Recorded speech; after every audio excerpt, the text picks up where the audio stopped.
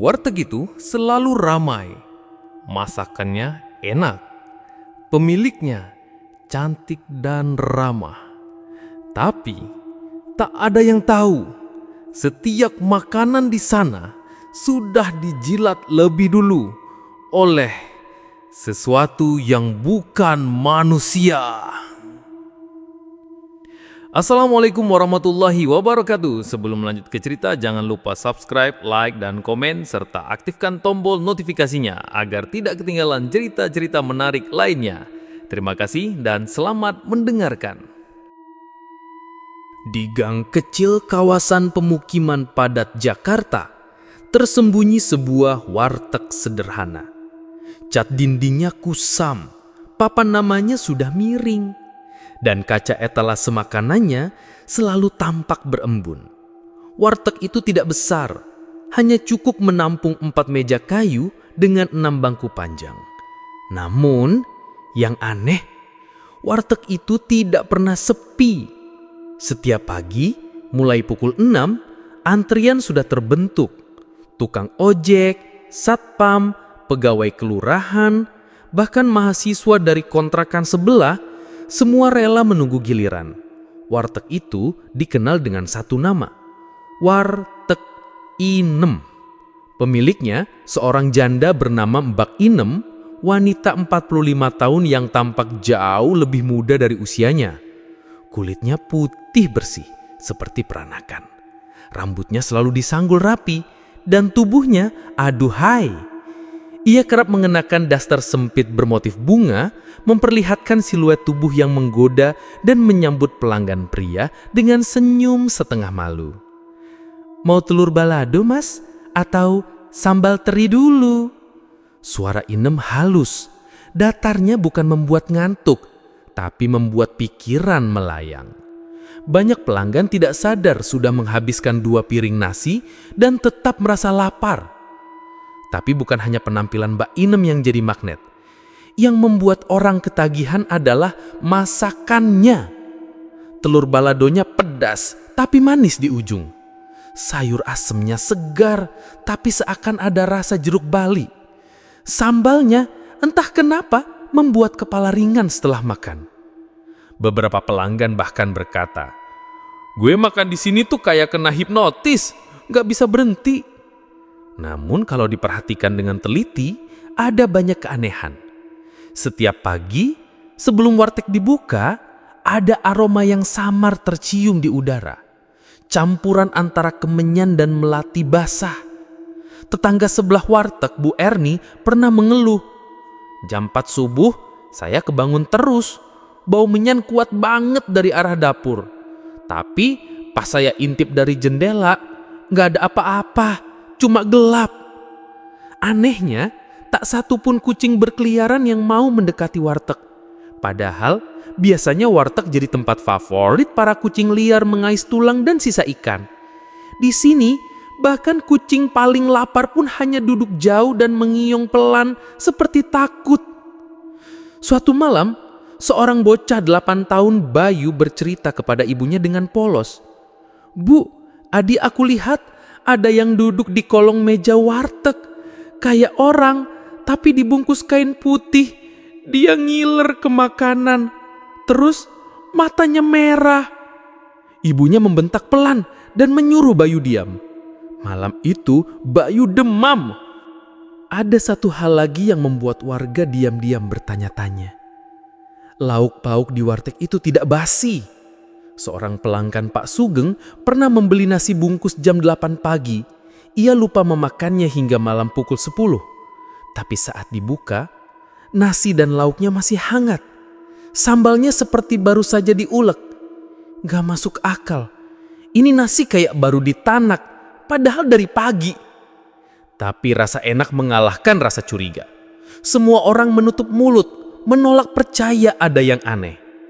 Toh, setiap yang datang kenyang, senang, dan seperti tersugesti untuk kembali lagi besok pagi.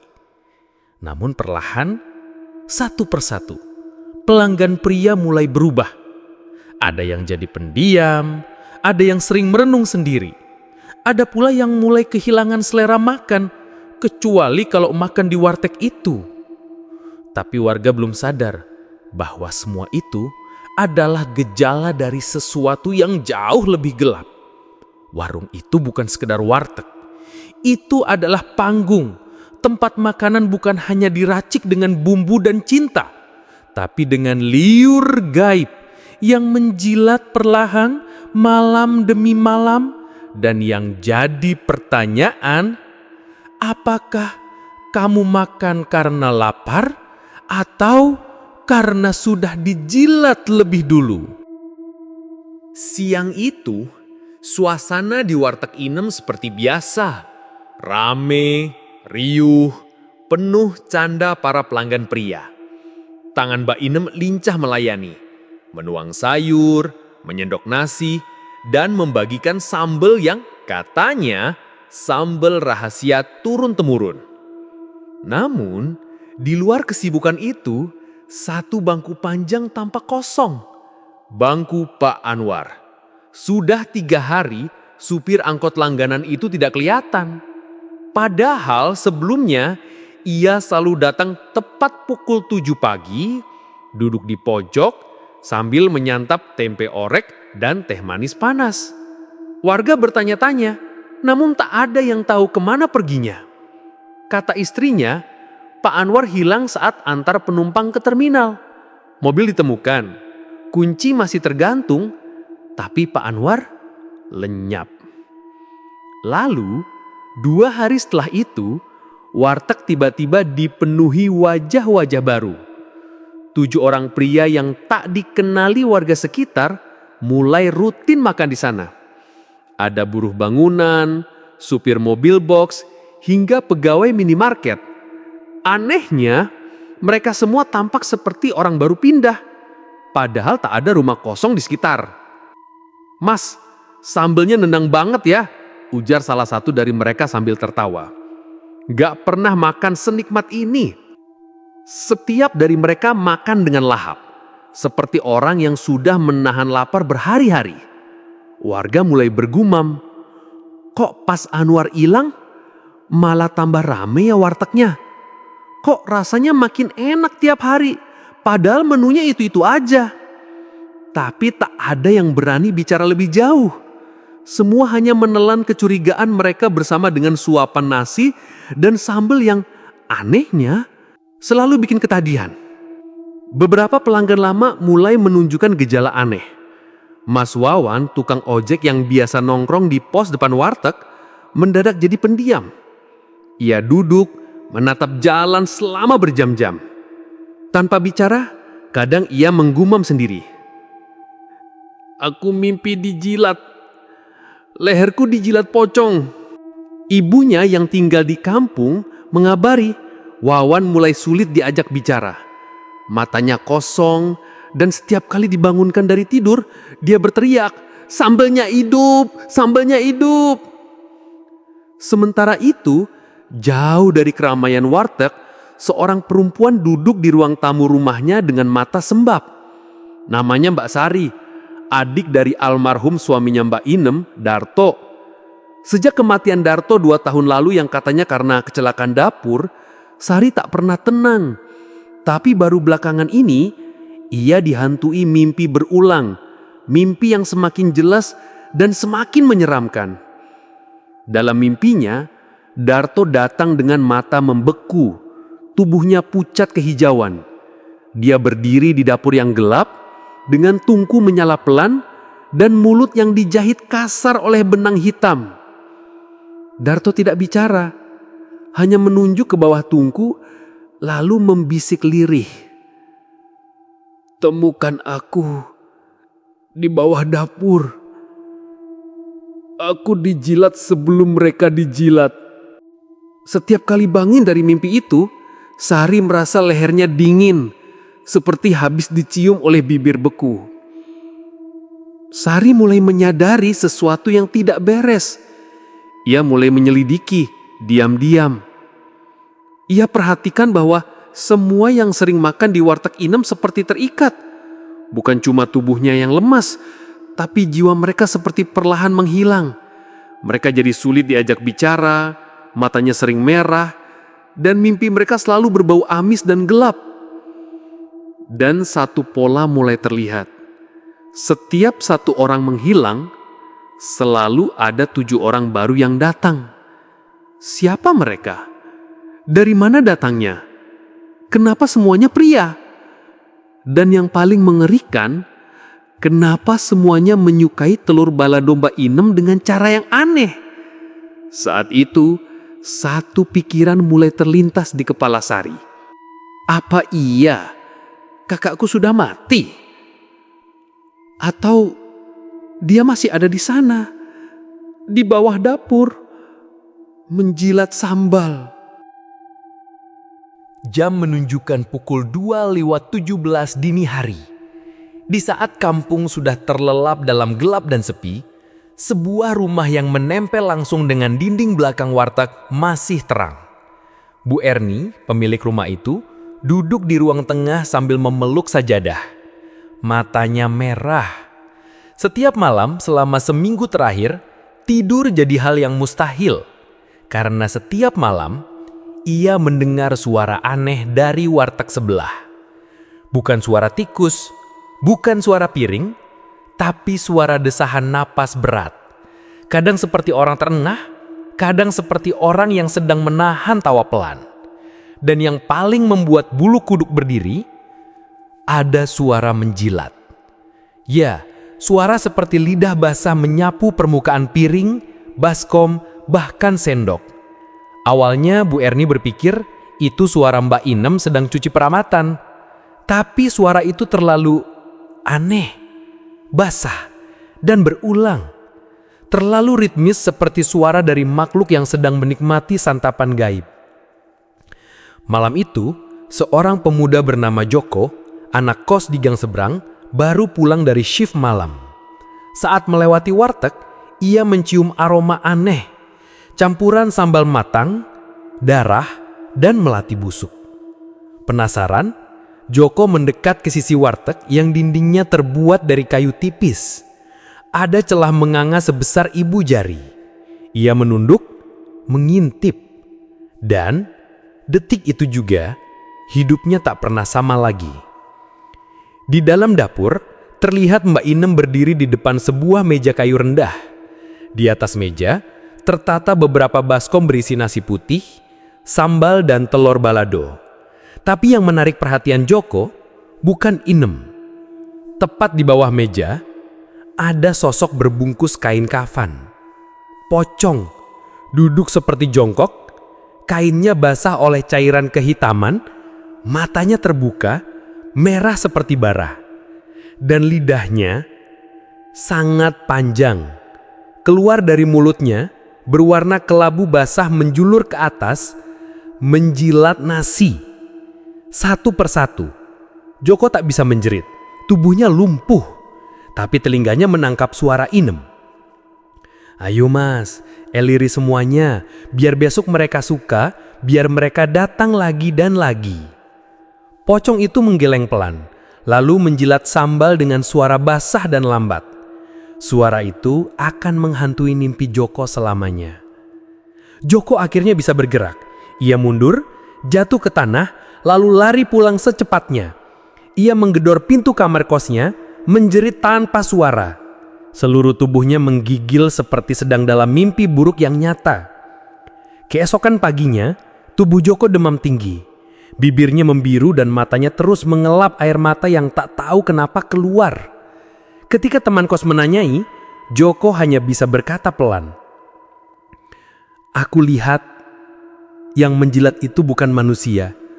Dan sambalnya hidup, bergerak, seperti tahu aku sedang menatapnya." Berita tentang Joko menyebar pelan-pelan. Tapi seperti segala hal mistis di kampung, cerita itu dianggap angin lalu. Orang mengira Joko hanya kelelahan, mungkin depresi atau mimpi buruk biasa. Tapi hanya Mbak Sari yang tahu, ini bukan mimpi, ini bukan halusinasi. Karena malam itu juga, ia kembali bermimpi. Dalam tidurnya, ia berjalan ke dapur warteg Inem. Di dalam mimpi itu, ia melihat sebuah meja batu dengan nasi, telur dan sambal di atasnya. Tapi ketika ia mendekat, nasi itu berdenyut, telur itu bernafas. Lalu, ia melihat suaminya Darto duduk di pojok ruangan. Lidahnya menjulur seperti kain, wajahnya kaku, dan matanya penuh air. Ia mencoba bicara. "Mereka pikir aku mati, tapi aku dipakai setiap malam untuk menjilat mereka agar mereka balik lagi dan lagi." Mbak Sari terbangun dengan jeritan. Tubuhnya basah kuyup oleh keringat. Tapi bukan hanya itu. Di ujung lidahnya terasa asin dan amis. Seolah-olah ia pun ikut dijilat dalam mimpi itu. Dan malam itu, satu kesimpulan mengerikan mulai muncul dalam pikirannya.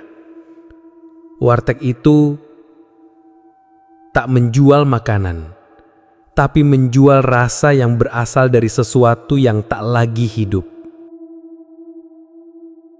Malam itu hujan turun pelan. Bukan hujan deras yang menenangkan, melainkan rintik-rintik halus yang membuat suasana makin sunyi, seperti dunia sedang menahan napas. Di dalam rumah sederhana yang redup lampunya, Mbak Sari duduk bersila di atas sajadah. Di tangannya sebuah foto lawas, foto Pak Darto, kakaknya yang dulu penuh tawa dan hangat. Kini, setiap kali ia memejamkan mata, wajah kakaknya muncul dalam wujud pocong yang menjilat baskom sambal. Sudah beberapa malam berturut-turut mimpi itu menghampirinya. Tapi malam ini berbeda. Mimpi itu tak hanya membawa wajah kakaknya, tapi juga suara yang menyampaikan teka-teki. "Yang kau lihat putih, yang kau makan gurih, tapi siapa tahu itu bekas air mani jenazah mati." Mbak Sari terbangun dengan tubuh menggigil. Tengkupnya dingin, mulutnya pahit. Di lantai, sajadah tergulung sendiri seperti diseret oleh sesuatu. Matanya menatap kosong, tapi isi kepalanya berputar hebat. Ia menulis bait teka-teki itu di kertas, membacanya pelan berulang-ulang. Putih, gurih, air mani jenazah. Apa itu? Apakah nasi? Atau sambal? Atau liur pocong? Siang harinya, Mbak Sari memberanikan diri mengunjungi rumah kosong peninggalan kakaknya dan Inem, yang dulu ditempati sebelum Inem membuka warteg. Rumah itu sekarang kosong, terkunci, tapi tak pernah dijual. Saat membuka jendela dapur yang rusak, ia mencium bau busuk yang sangat dikenalnya. Campuran amis darah, melati, dan sambal basi. Di lantai dapur, ia menemukan bercak kehitaman seperti bekas cairan yang pernah dikeringkan. Dan di sudut tembok, ukiran kecil berbentuk segitiga terbalik. Lambang yang sering dilihat di buku-buku pesugihan. Malam berikutnya, mimpi itu datang lagi. Tapi kali ini lebih dalam. Mbak Sari berjalan melewati gang sempit yang gelap, lalu tiba di halaman belakang warteg Inem. Ia membuka pintu dapur dan melihat meja batu. Meja itu bukan untuk memasak, bukan juga untuk menaruh lauk. Di atasnya terdapat sesuatu. Tubuh Pak Darto duduk bersila, matanya terpejam, mulutnya dijahit, tapi perutnya terbuka. Dari dalam perut itu keluar lidah panjang seperti belut yang menjulur ke arah baskom makanan di sebelah. "Aku dijadikan penjilat. Inem menjagaku tetap hidup agar dagangannya disukai, agar pelanggan balik dan balik lagi dan balik lagi dan balik lagi." Mbak Sari menjerit dalam mimpi itu, tapi suaranya tak keluar. ia hanya bisa memeluk kakaknya yang tubuhnya sudah setengah pocong, setengah manusia, dan seluruh wajahnya menangis dalam diam. Ia terbangun sambil berteriak. Badannya basah oleh keringat dingin dan ia merasa seolah baru berlari jauh. Tapi yang membuatnya hampir pingsan adalah fakta ini. Tangannya kotor, berlumur tanah dan lumpur. Padahal ia tertidur di dalam rumahnya yang bersih. Dan di telapak tangan kanannya terdapat satu butir nasi. Hari berikutnya saat berpapasan dengan Mbak Inem di pasar, Sari mencoba bersikap biasa. Tapi tatapan mata Inem berbeda. Terlalu tenang, terlalu dalam. Seolah tahu Sari telah melihat terlalu banyak. Tamu kurus Sari, gak mau makan ke wartegku. Aku bikin telur balado favoritmu loh. Dijilat dengan cinta. Ucapan itu terdengar biasa bagi yang tak paham. Tapi bagi Sari, itu adalah peringatan. Atau mungkin ancaman. Malam itu Sari hanya menulis satu kalimat di buku catatannya sebelum tidur.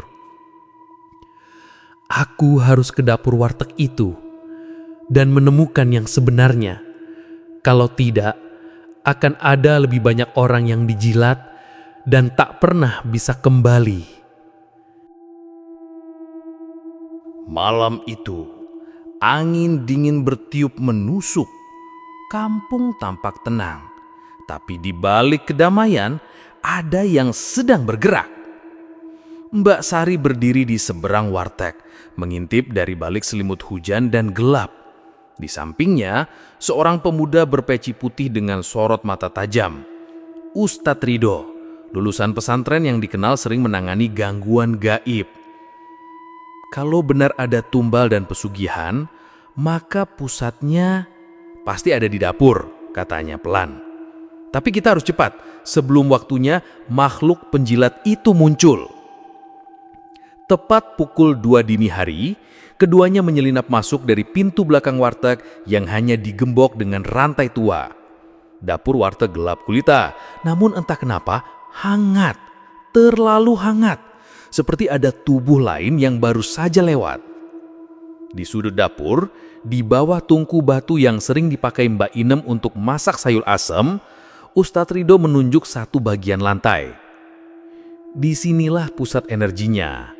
Lantai ini tidak bersih. Tiap malam, aku mimpikan tanah ini basah dan lidah menjulur dari balik ubin. Dengan linggis kecil, mereka mulai mencongkel ubin tua satu persatu. Awalnya hanya debu dan pasir, tapi setelah lapisan ketiga, tok! Linggis membentur sesuatu. Sebuah papan kayu seperti penutup peti. Saat papan itu dibuka pelan, bau menyengat langsung keluar. Busuk, amis, dan manis. Aroma yang selama ini dibungkus sambal dan nasi hangat. Aroma kematian. Di dalam ruang bawah tanah selebar petak kamar mandi itu, mereka menemukan peti kecil berbalut kain mori. Peti itu dilumuri tanah merah dan darah kering diikat dengan tali rafia yang penuh tulisan Arab terbalik. Ketika dibuka, di dalamnya ada gumpalan lidah manusia yang sudah dikeringkan, kain kafan setengah terbakar, botol kaca berisi cairan hitam, lendir dari mayat, dan sebuah kertas berisi daftar nama-nama pelanggan warteg. Nama Pak Anwar, Mas Wawan, bahkan Joko. Dan paling atas, nama Darto. Disilang dengan tinta merah, di bawahnya tulisan kecil melingkar. Tumbal pertama, pengikat, penjilat. Tiba-tiba, ruangan menjadi dingin. Uap putih muncul dari lantai. Suara napas berat terdengar dari dinding dapur. Lalu, dari balik tembok yang retak, muncul sesosok makhluk tinggi, dibalut kain kafan lusuh. matanya kosong dan lidahnya menjulur panjang meneteskan cairan gelap ke lantai. Pocong Darto. Ustadz Ridho segera melafalkan ayat-ayat pemutus pesugihan. Tubuh Sari bergetar, wajahnya banjir air mata. Di depan matanya, kakaknya yang selama ini ia pikir telah mati secara biasa, ternyata masih diikat oleh perjanjian gaib. Pocong itu meronta, tapi ia tak menyerang. Ia hanya menatap Sari dan berbisik, tidak lewat suara, tapi lewat isi pikiran. Akhiri ini, bakar nama-nama itu, putuskan lidahku, biar aku tak lagi menjilat dunia. Tangannya menunjuk peti dan lidahnya menggeliat sendiri, seperti ingin terlepas. Dengan tangan gemetar, Mbak Sari menyiram minyak tanah ke dalam peti. Ustadz Ridho membakar daftar nama itu. Lidah-lidah itu menghitam, mengejang. Dan saat api menyala, pocong itu menjerit bukan marah, tapi lega. Dalam kobaran api, wajah Darto berubah dari pucat menjadi tenang. Perlahan ia memudar dalam cahaya jingga, meninggalkan air mata di pipinya yang terakhir. Di ujung lorong warteg, dari balik bayangan meja, seseorang berdiri. Tubuhnya masih dibungkus daster, wajahnya pucat namun tersenyum. Mbak Inem. Kalian pikir bisa menghentikan semuanya? Darto hanya penjilat, tapi aku yang memberi rasa. Inem melangkah maju tapi tiba-tiba tubuhnya mengejang. Api dari peti menyambar ke arahnya. Kulitnya terbakar dari dalam. Dari mulutnya keluar jeritan, disusul cairan putih seperti nasi mentah. Tubuhnya ambruk ke lantai meleleh seperti daging yang dimasak terlalu lama. Pagi harinya, warga hanya menemukan puing warteg yang hangus. Di tengah-tengah dapur yang terbakar, hanya satu benda yang tersisa. Baskom aluminium kosong, tapi masih mengeluarkan aroma sambal. Mas, nambat lur balado mas. Pagi itu kampung geger. Warteg Inem yang semalam masih terang dan beraroma wangi, hangus jadi abu. Warga berdatangan, tak ada sisa api. Tak ada tanda kebakaran biasa. Dinding dapur runtuh, seperti dilumat dari dalam. Meja makan hancur. Dan di tengah puing-puing gosong itu, hanya satu benda yang utuh. Baskom nasi. Aluminium tua, tak penyok sedikit pun. Tapi dari dalamnya mengepul uap. Hangat, seolah nasi di dalamnya baru saja ditanak. Padahal, tak ada nasi. Di sisi luar warteg, Joko berdiri kaku. Wajahnya masih pucat sejak malam itu. Ia tak banyak bicara. Hanya memandang puing itu, seperti menyaksikan sesuatu yang tak bisa dihapus dari ingatannya. Aku masih bisa cium baunya. Bau sambal yang dulu bikin nagih, tapi sekarang bikin pengen muntah. Di sebelahnya Mbak Sari mengatupkan tangannya erat. Matanya tak lepas dari baskom yang mengepul. Semua sudah selesai, tapi kenapa rasanya belum benar-benar hilang?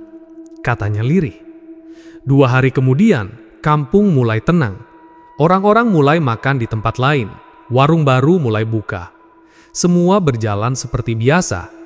Hingga satu hari, seorang pemuda yang baru pindah ke kontrakan depan warteg lama datang ke pos ronda. Ia bertanya pada Wardah, "Pak, di sini ada warteg yang sempat viral ya? Katanya sambelnya bikin lupa rumah." Pak RT tertawa kecil. "Udah lama tutup, Mas. Wartegnya habis kebakaran, gak ada yang selamat." Pemuda itu mengangguk, lalu tersenyum tipis. "Sayang ya, padahal tadi saya kayak cium aromanya." Malam itu, pemuda tersebut pulang ke kontrakannya. Ia membuka kotak makan yang ia beli dari seorang perempuan berjilbab tua yang tadi berdiri di ujung gang. Warung kecil dengan papan nama lusuh. Warteg Inem, sambal bumbu leluhur. Ia bahkan tak sadar bahwa papan itu tidak ada kemarin. Ia mengambil sesuap nasi. Aromanya nikmat. Sambalnya merah menggoda. Telurnya mengkilat.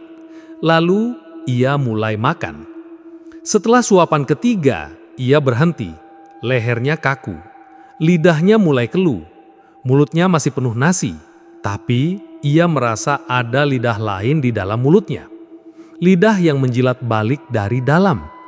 Lalu terdengar suara dari balik kegelapan kamarnya. "Mas, nambah sambel mas? Dijilat dulu ya, biar suka selamanya." Keesokan paginya, kontrakan itu kosong. Hanya tersisa baskom bekas nasi. Dan dari lubang angin, aroma sambal segar kembali merebak. Pesugihan tidak pernah benar-benar mati. Ia hanya berpindah tempat, berpindah rasa, berpindah penjilat. Jadi, kalau kau makan sambal yang terlalu nikmat untuk dijelaskan dan terasa hangat seperti baru saja dijilat, mungkin itu santapan terakhir. Terakhir untuk jiwamu, tapi awal untuk yang lainnya.